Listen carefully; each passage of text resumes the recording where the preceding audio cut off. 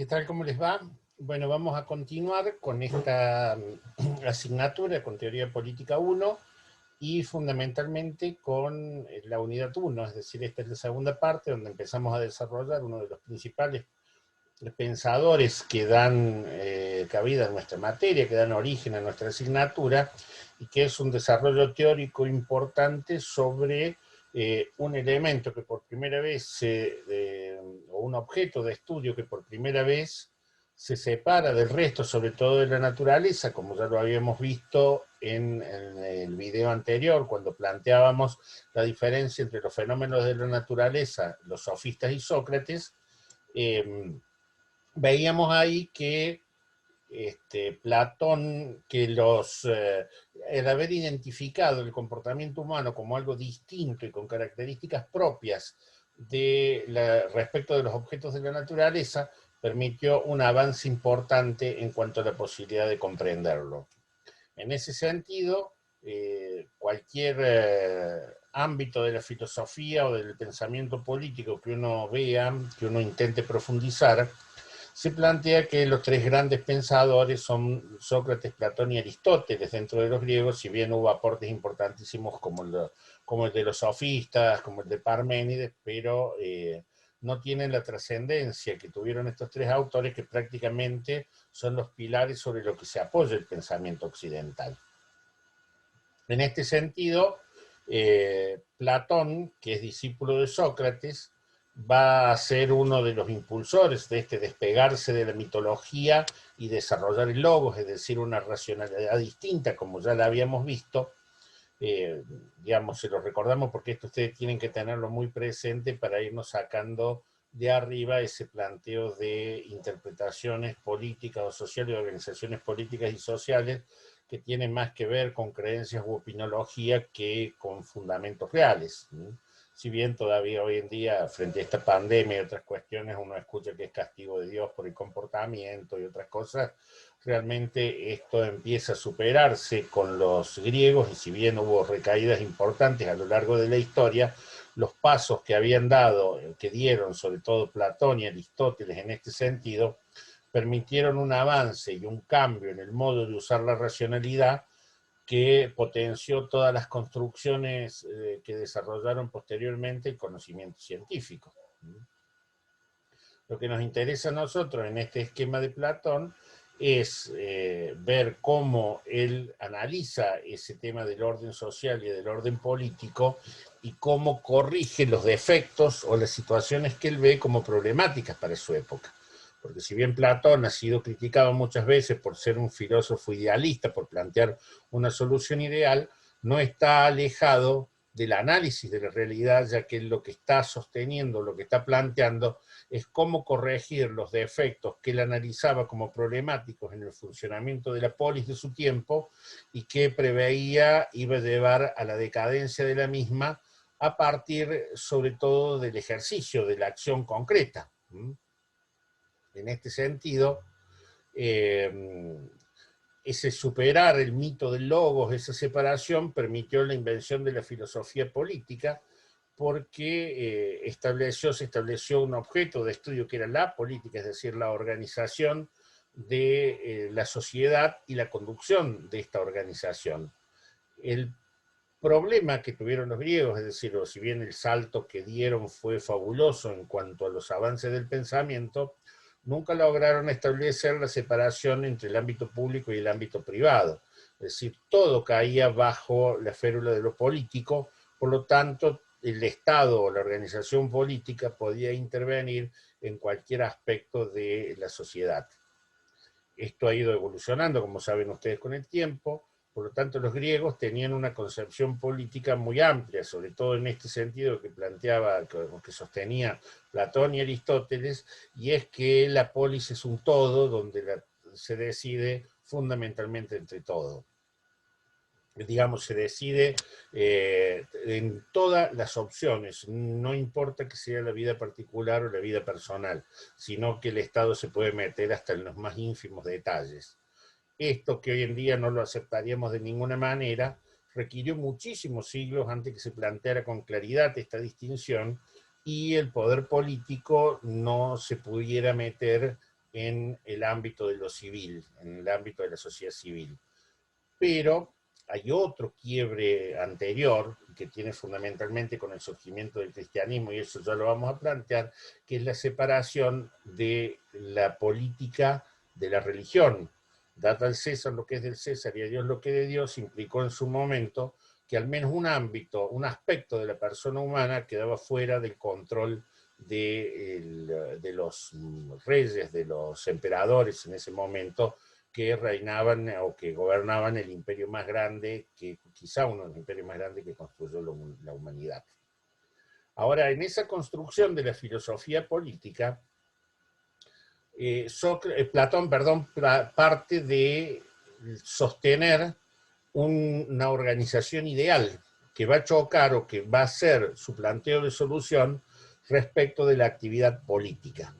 Si fíjense ustedes que él ve la actividad política como algo negativo, como algo malo, y en su permanente disputa con los sofistas, esto él lo va a remarcar permanentemente.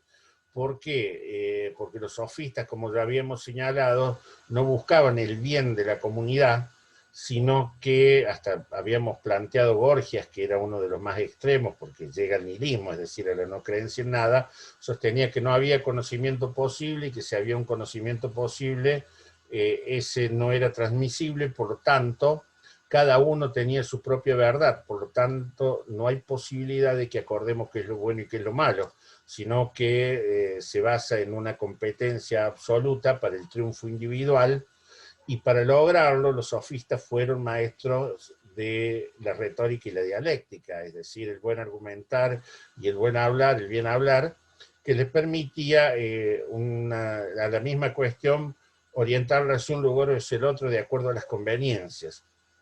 Esto no es un problema que ha sido superado, sino que todavía hoy vemos en este sentido el uso de la retórica y la dialéctica de una manera muy perversa, sobre todo con este planteo de la posverdad, que implica que cualquier argumentación vale de acuerdo a las circunstancias que uno está y cómo lo puede favorecer.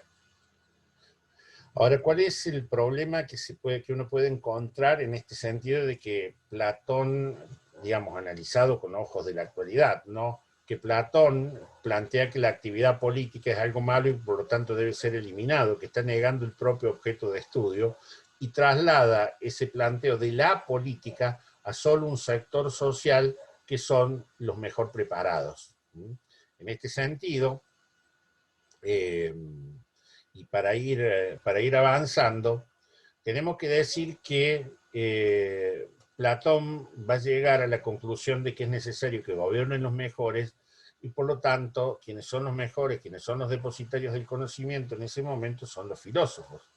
Filósofos que tenían todo el conocimiento de la época. No es como en la actualidad donde la filosofía se ha reducido en su objeto de estudio, sino que todos los conocimientos formaban parte del bagaje que tenía que tener un filósofo, que era un sabio.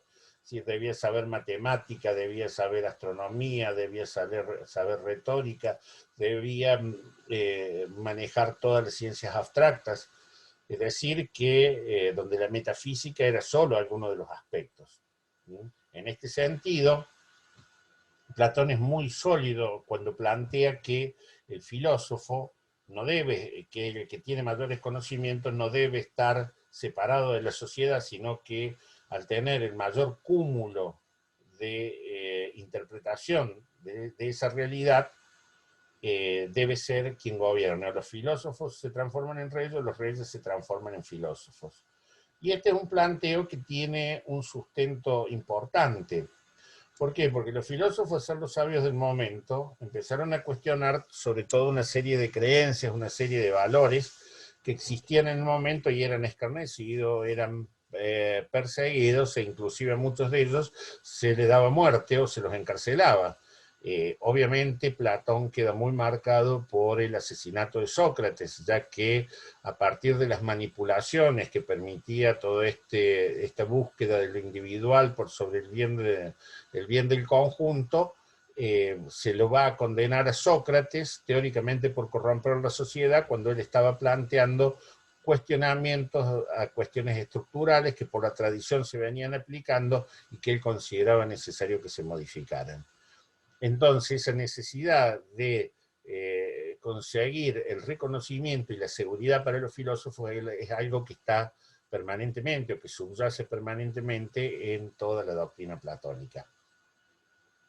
Ahora, ¿qué es lo que plantea él con esto? Tanto la filosofía como la política tienen una función arquitectónica. ¿Qué es lo que significa una función arquitectónica? Una función organizadora de la sociedad. Para que se plantee la posibilidad de que la filosofía actúe sobre la política y modifique la realidad, es necesario que partamos de dos premisas. Primero, que los fenómenos políticos son comprensibles al intelecto, es decir, que son racionalizables, son posibles de interpretación racional y por lo tanto de comprensión. Y en segundo lugar, que el ser humano es maleable, es decir, que se lo puede ir formando, que los mejores, que son aquellos formados, los filósofos en este caso, pueden reformar a la sociedad y pueden perfeccionar a sus miembros. Ya vamos a ver cómo lo plantea él. Porque esta idea del filósofo rey implicaba en la práctica que en la sociedad que se estaba desenvolviendo era imposible que se diera, por lo tanto sostenía la necesidad de que todos los ciudadanos mayores se retiraran, se exiliaran, y durante 10 años se diera un proceso de formación a todos los niños para que tuvieran una visión y una comprensión distinta de cómo debía ser la sociedad y tuvieran un proceso de formación muy intensivo y muy profundo. Entonces, esto en la práctica era una cuestión imposible, por lo tanto, él va a sostener, sobre todo en su primer libro, que es La Política, la necesidad de la instauración de una sociedad nueva, de la fundación de una sociedad nueva, a partir de los filósofos reyes. Y ya vamos a ver por qué. ¿Por qué tenían que ser quienes que condujeran esa sociedad a aquellos que tenían mayor conocimiento? Él va a partir que hay un dualismo antropológico, que hay un mundo inteligible, un mundo de las ideas y un mundo sensible. En ese mundo inteligible, en ese mundo de las ideas, está el conocimiento genuino. Deriva sobre todo de formas inmateriales, está en el pensamiento, está en la mente. Quienes vieron Matrix es una traslación de esto que después vamos a ver como el mito de la caverna o la alegoría de la caverna, cómo plantea ese tema del mundo inteligible. ¿Por qué? Porque en ese ámbito son cuestiones estables, es decir, que no se transforman, que el tiempo no influye sobre ellos, que se mueven en un marco de armonía, belleza, de simetría. Todo esto, estos conceptos, tienen que ver con el desarrollo que había tenido sobre todo la matemática y la geometría en ese momento, y que eran formas perfectas, armónicas, equilibradas, simétricas. Es decir, lo que nosotros veíamos en un principio, en el video del principio de cuando eran los griegos, hasta cómo esto va a influir en las esculturas, en los templos, era todo simétrico, toda la búsqueda de la búsqueda de la belleza humana, del perfeccionamiento del cuerpo, porque estos filósofos se encuadran dentro de lo que se conoce como humanismo, en el marco de las ideas. Ahora estaba el otro mundo, que era el mundo sensible, el mundo que uno capta a través de los sentidos. Este mundo es incierto, se va modificando permanentemente, por lo tanto es inestable, va cambiando, tiene una gran variedad de posibilidades. Entonces esto no nos permite acceder a un conocimiento, porque para Platón acceder a un conocimiento es acceder a una forma estable. ¿Cuál es la sustancia de una forma estable? Si eso se modifica, si eso va cambiando, no se puede aprender inteligiblemente. Entonces, cuando no se puede aprender de esta manera, no hay posibilidad de conocimiento, sino que solo hay opinión. Uno lo puede comparar a esto con la opinología que tiene de todos los temas políticos que hay, sobre todo en los canales de televisión y en las redes, sobre todo con la existencia de expertos, que uno nunca sabe porque no es un título, no es nada. Vos sos experto, pero no se sabe por qué ni cómo lograste esa experticia. Entonces se llena permanentemente de expertos dando opiniones sobre cuestiones que deberían ser abordadas con otra sensibilidad y con otra seriedad. Bueno, Platón había establecido este dualismo antropológico donde hay ese mundo inteligible, el mundo de las ideas y el mundo sensible. Fíjense ustedes esta diapositiva que yo copié de internet porque me pareció muy ilustrativa de cómo era. El conocimiento real son las ideas. Las realidades no materiales, eternas, lo que yo tengo en la mente. La posibilidad de acceder a través de la racionalidad a ese mundo ideal. Mientras que en la realidad tengo los árboles. Mi conocimiento, mi acceso a lo ideal, me permite interpretar después, cuando voy a la realidad, cuáles son aquellos objetos que yo puedo denominar como árboles, aunque tengan distinta altura, distinto follaje, distinto color, distinto tipo de hojas, distinto tipo de tallos, que produzcan frutos, que no lo produzcan, pero yo puedo estar planteando que eso es un árbol porque tengo un conocimiento previo de cuál es la forma ideal.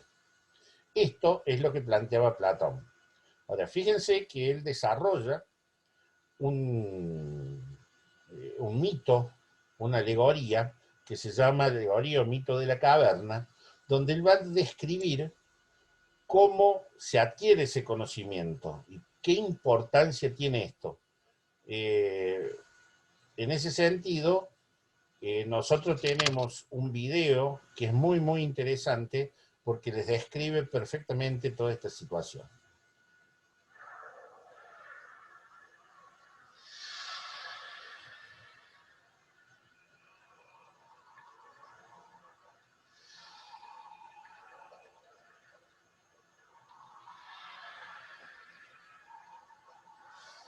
El mito de la caverna es una explicación alegórica del maestro Platón.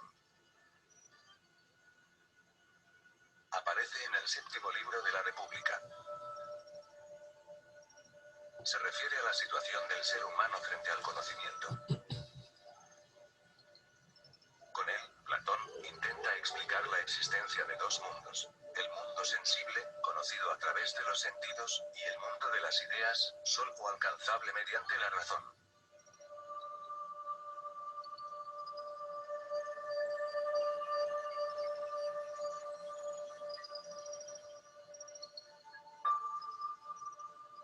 Platón planteó en su alegoría una caverna, en la que permanecían desde su nacimiento unos hombres prisioneros. Estos estaban anclados por el cuello y las piernas contra un muro, de forma que únicamente podían mirar hacia la pared de la caverna. Tras la pared en la que están anclados, hay un pasillo y una hoguera. Por el pasillo, caminan unos hombres, que llevan todo tipo de figuras que los sobrepasan. Unas con forma humana y otras con forma de animal. Estos caminantes que transportan estatuas, a veces mantienen conversaciones que los esclavos oyen.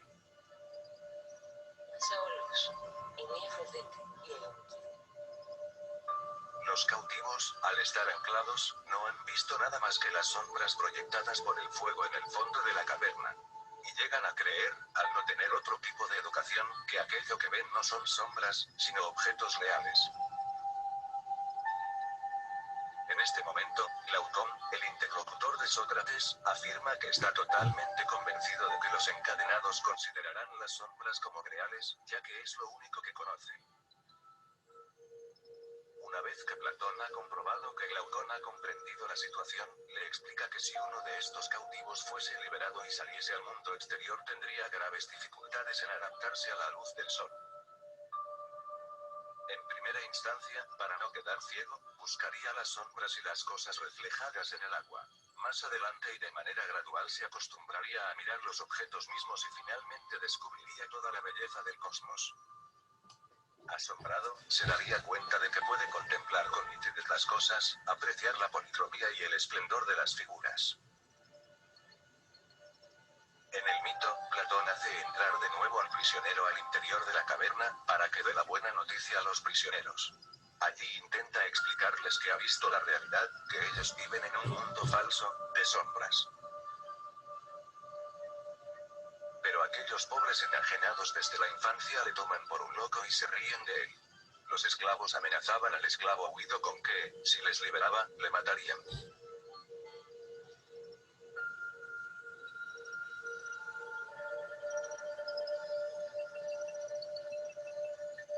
este mito, el ser humano se identifica con los prisioneros.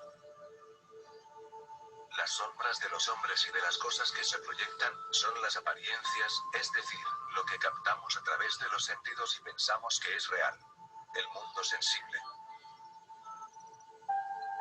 Las cosas naturales, el mundo que está fuera de la caverna y que los prisioneros no ven, sería el mundo de las ideas. En el cual, la máxima idea, la idea del bien, está representada por el sol. Uno de los prisioneros logra liberarse de sus ataduras y consigue salir de la caverna, conociendo así el mundo real. Es este prisionero ya liberado el que deberá guiar a los demás hacia el mundo real, es el símbolo del filósofo. Solo aquellos capaces de superar el dolor que supondría liberarse de las cadenas y volver a mover sus ciertos músculos, podrán contemplar el mundo de las ideas con sus inutilizados ojos.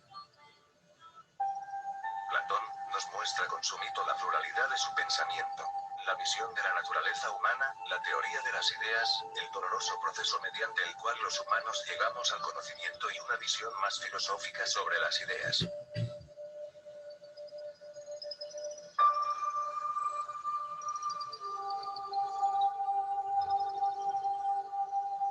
Platón, en el mito de la caverna, distingue explícitamente tres dimensiones: la antropológica, la ontológica y epistemológica, y la moral y política.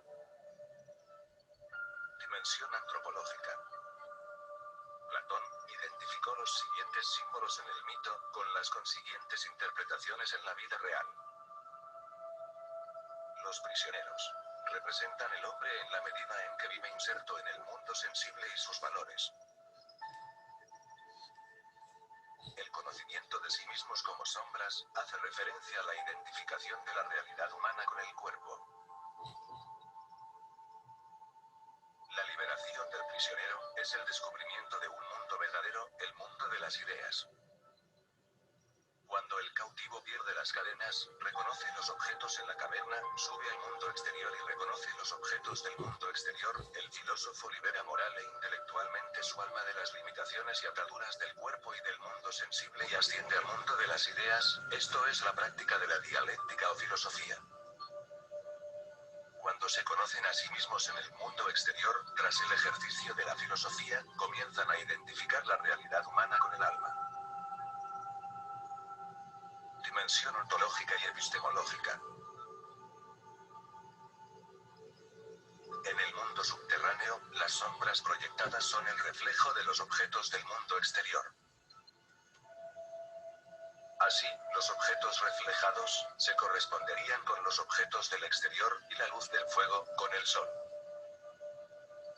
En el exterior, los objetos reflejados en el agua serían las ideas matemáticas.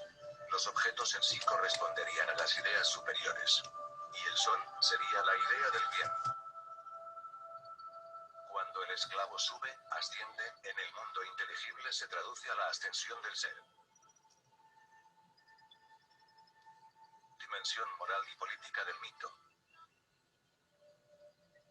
Platón siente la necesidad de liberar al prisionero, por eso emplea con frecuencia expresiones del tipo si le forzáramos o si a la fuerza se le arrastrara. Esto, en la vida real, aventura que el destino del hombre no es el mundo físico, sino el mundo absoluto y divino de las ideas, por lo que es necesaria la dialéctica o filosofía para el cumplimiento de dicho destino. El esclavo baja de nuevo a la caverna. Esto refleja que el filósofo no puede limitarse a la mera contemplación de las ideas. Tiene la obligación moral de ayudar a la liberación de las demás personas. Cuando asesinan al esclavo que escapó, Platón demuestra el proceso y muerte de Sócrates, y de todos aquellos que insisten en mostrar la verdad a los hombres. El papel que tiene el sol en la vida, realidad y gobierno, es el que tiene la idea del bien como el principio que crea, da inteligibilidad a la realidad e ilumina la vida moral y política. Con este mito, Platón nos demuestra la pluralidad de su pensamiento, y la capacidad que tiene para relacionar los dos mundos de los que habla. Como ya dijo el sabio griego, el cuerpo humano es el carruaje, el yo, el hombre que lo conduce, el pensamiento son las riendas, y los sentimientos, los caballos.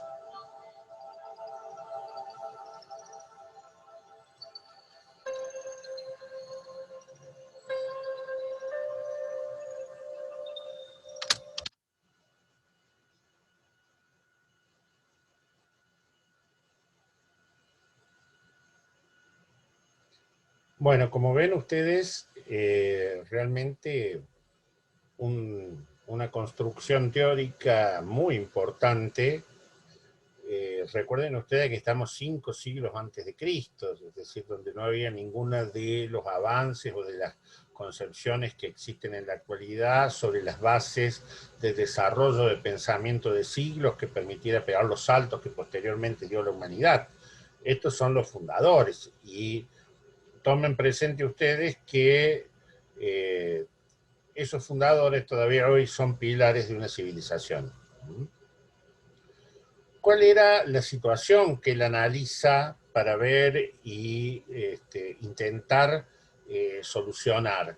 ¿Cuál eran los planteos que existían en la democracia ateniense que él ve que son cuestionables? Primero, la intensidad elevada de la lucha de facciones.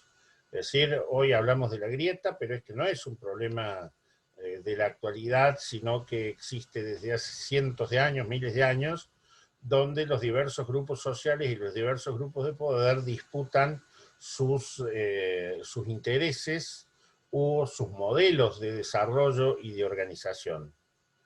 Ahora, estas disputas tenían que ver en Platón con ese relativismo que planteamos, sobre todo sostenido por los sofistas, donde no había escala de valores, los conflictos sociales consecuentemente se iban elevando y se perdía la confianza en valores tradicionales, en aquellos que habían permitido que, sobre todo Atenas, con Pericles, se situara como el centro de la civilización y el centro de la democracia. Es decir, si a alguien le interesa leer el discurso de Pericles, Los muertos en la guerra del Peloponeso, es realmente una pieza oratoria espectacular donde señala cuáles son todas las ventajas y por qué los atenienses consideraban que todos los que vivían fuera de las polis eran bárbaros. Tiene que ver con la autopercepción que siempre han tenido aquellas comunidades dominantes respecto del resto. Bueno, acá esas cuestiones que habían llevado a que Atenas se convirtiera en una de las principales potencias de la Grecia que nosotros vimos en los mapas anteriormente y del mundo conocido, ya que logran derrotar a un imperio poderosísimo como era el imperio persa, hacen que se esté cuestionando y que se esté desgranando. Entonces, Platón, ¿qué es lo que sostiene? Que si no hay una visión de bien, si no hay una visión de justicia, los miembros de la comunidad viven en una caverna de ilusiones, con imágenes distorsionadas de la realidad y con impulsos irracionales en su toma de decisiones. Entonces no hay posibilidad que esa comunidad organizada para la construcción y para la realización como tal funcione. Y quien le tiene que dar ese orden y esa arquitectura es la política. Quien determina qué es lo valioso, qué es lo bueno, es la filosofía, y la política la va estructurando y lo va organizando. Entonces, Platón consideraba que la filosofía política significaba el conocimiento de la vida buena en el plano público. Imagínense esto. ¿Cuál era el debate y el enfrentamiento que él tenía con aquellos que solo perseguían el éxito? Lo verdaderamente político es el arte de la custodia responsable de una comunidad. Es decir, liga directamente lo político con la educación y con la moral. Para estos filósofos, para Sócrates, Platón y Aristóteles, la búsqueda del bien, es decir, lo ético y lo moral, están ligados a lo político, que es el instrumento a través del cual se va realizando la comunidad, porque le da la organización, la estructura y la administración necesaria para que pueda ir avanzando. Ahora, Platón va a decir, si en la práctica el ejercicio del gobierno es lo que está haciendo decaer a la polis, porque los conflictos, todo esto que describíamos con anterioridad, hace imposible el desarrollo, es necesario que los ciudadanos dejen de participar en política. Es decir, que los ciudadanos, los miembros de la comunidad, se liberen de la actividad política. Y eso es un fundamento que él va a desarrollar en su filosofía política y en sus propuestas de gobierno. Todavía acá estamos en la primera parte donde él sostiene la necesidad de un filósofo rey. Ahora, esa construcción que él sostiene tiene que ver con que cada uno cumpla con la función que le toca. Es decir, de acuerdo a su análisis de cómo es el individuo, cada una de esas almas, de esas partes del individuo se corresponde con una virtud, y el cumplimiento de esa virtud le corresponde a una clase social. Fíjense ustedes que estamos muy lejos de lo que para nosotros significa la movilidad social. En este sentido, los gobernantes filósofos, que eran los depositarios de la sabiduría y la prudencia por el acceso al conocimiento verdadero, ejercían porque tenían desarrollada el alma racional. Los auxiliares y guerreros, que eran fuertes y valientes, tenían desarrollada el alma irascible. Y los campesinos y artesanos tienen que cultivar la templanza y la moderación porque son aquellos que tienen el menor desarrollo en el alma. La concupiscencia, que siempre ha sido criticada y que es un término que prácticamente no se utiliza más, pero que sí se utilizaba mucho tiempo, sobre todo en el tema de la religión. Uno lo encontraba mucho en escritos de la Iglesia Católica.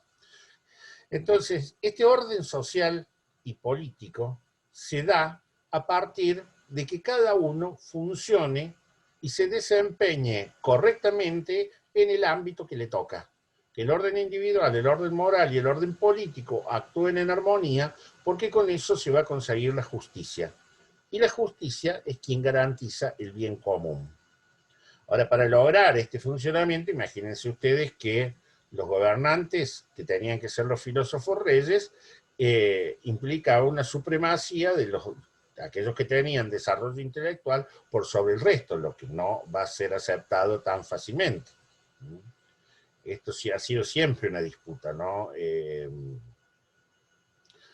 Fíjense ustedes, nosotros tuvimos problemas cuando enviamos a los licenciados en ciencias políticas a hacer las prácticas en el Consejo Deliberante, que no le daban espacio por la competencia que podían significar con posterioridad esos miembros. Pero no significa que un licenciado en ciencia política por tener conocimiento sea un buen político. Es más, la mayoría no lo son, no tienen un acceso a la política práctica. Hay muchos que sí, pero hay muchos que no. Se dedican a cuestiones de análisis de la realidad política, pero no a la práctica política. En este sentido, Platón fue el primero que describe lo que es una sociedad política. Entonces, el aporte que él desarrolla en este sistema, en este esquema de lo político, es muy importante. Para él, lo político tenía que ver, una sociedad política tenía que ver con el cumplimiento de los roles. Es decir, era un sistema de roles diferenciados y específicos. Y cada rol representaba una función absolutamente necesaria para el conjunto de la sociedad. Por lo tanto, implicaba derechos y deberes que guiaban y orientaban el comportamiento de la conducta humana. Y definían fundamentalmente el lugar del individuo dentro del sistema. Esto, que hoy nos parece una barbaridad, fue una realidad durante cientos de años. Es decir, la idea de la movilidad social ascendente, que está muy ligada a la clase media acá en Argentina, es una idea del siglo XX prácticamente. Si estamos hablando de 5 siglos antes de Cristo, entonces no le podemos pedir que tenga una posición distinta con tantos años de antelación, que haya tenido una visión demasiado importante, es este tema de describir a la sociedad política y descubrirla. El conocimiento político para Platón es absoluto, porque tiene que ver con el mundo de las ideas, con un mundo ideal, y no surge del análisis de la acción política. Entonces acá nos encontraríamos hoy en día con un problema, esto fue subsanado como les planteaba anteriormente, y es que el objeto de estudio de la realidad debe ser descartado, y uno debe construir en el plano ideal un modelo de sociedad y a partir de ahí modificar la sociedad. Esto que parece ideal, sobre todo y acá quiero hacer una reflexión, ustedes ahora empiezan a tener algunos elementos de análisis, porque es importante, se puede estar tomando este aspecto de Platón y hacer un análisis de la realidad actual.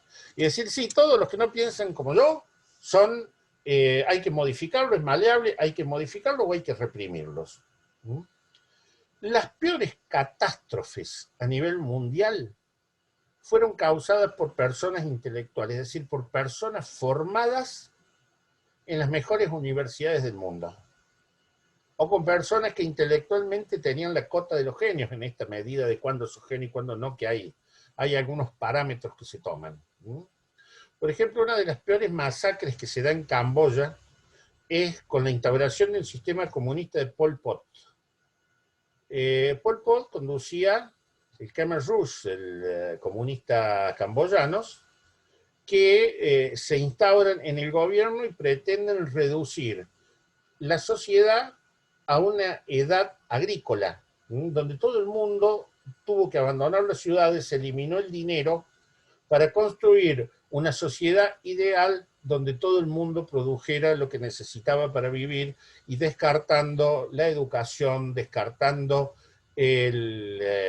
todo tipo de conocimiento. Y así como hay un montón de personas que se han formado o que fueron militares o que fueron políticos formados, y normalmente el esquema que lleva a estas atrocidades, cuando uno piensa un ideal y después quiere que los hombres se adapten a eso, es que la mayoría de los hombres no nos adaptamos. Es decir, no somos iguales que el ideal, porque aparte somos todos distintos. Entonces, si cada uno que no se adapta a ese ideal lo vamos a estar eliminando, estamos generando un genocidio en función de alguna cuestión como fue en la época de Hitler, la supremacía de una raza, o a partir de determinados aspectos de algunas ideologías que pretenden imponerse por la fuerza. Entonces, y normalmente estos no son mayorías que le imponen a las minorías, son minorías que le imponen a la mayoría determinadas construcciones teóricas que después las prácticas son imposibles. ¿Se entiende? Esta es la problemática que plantea este tipo de análisis si uno quiere trasladarlo directamente a la realidad nuestra. ¿Qué aportes a la sociedad, a la filosofía política hace? Concibe la sociedad política como un sistema de funcionamiento. Esto es importante, es decir, no es una cuestión estática. Va a plantear cómo debe funcionar una sociedad política. La sociedad política en su ordenamiento es estático, donde cada uno debe cumplir su función. Ahora, dentro de cada función es una función dinámica. Ahora, ese orden político que se tome debe ser abordado como un universo significativo y moral. Esto es, que tenga que ver con la búsqueda del bien de la comunidad, de allí lo moral, y significativo es que tenga impacto en la sociedad. Si el orden político no tiene una cuestión significativa y persigue el bien como tal, es algo que no se corresponde con lo que es la política. En este sentido, Platón tiene un tema que es importantísimo y que ya lo vamos a ver. Él en un primer momento plantea esto del filósofo rey que nosotros le decíamos, pero después él intenta que algunos dictadores que se dan en ciudades atenienses, en ciudades griegas, se conviertan en el ideal del filósofo rey o del rey filósofo. Pero la verdad es que después él ve que por más conocimiento que tenga una persona, sus aspectos negativos en su personalidad, su ambición, sus cuestiones, hace que por ahí aproveche para sí mismo y para su círculo íntimo aquella ventaja del poder. Por lo tanto, Platón va a cambiar su concepción y en su libro La República va a estar sosteniendo como supremo la ley. Es decir, que dada las debilidades del ser humano, es necesario que haya algo por sobre el comportamiento y la toma de decisiones de esos seres, que es la ley. Fíjense ustedes que establece otro aporte muy significativo para la organización política, inclusive actual, que es el concepto de supremacía de la ley, que hoy, después con el desarrollo de los sistemas constitucionales, se ha ido avanzando. Nosotros le vamos a estar elevando este PowerPoint, este video, esta clase, y también le vamos a estar dejando el PowerPoint y le vamos a estar agregando un par de videos más para que ustedes puedan comprenderlo, puedan verlo, cómo estas ideas se pueden estar trasladando o se pueden estar tomando en estos aspectos. Así como hay digamos, se aborda la película Matrix desde la perspectiva platónica, es decir, tomando esta idea del mito del mundo ideal y del mundo sensible, estableciendo una diferencia fundamental. También hay otra serie de aportes que están dando y están señalando otros videos que hizo Platón que son decisivos para el desarrollo político posterior. Muchas gracias.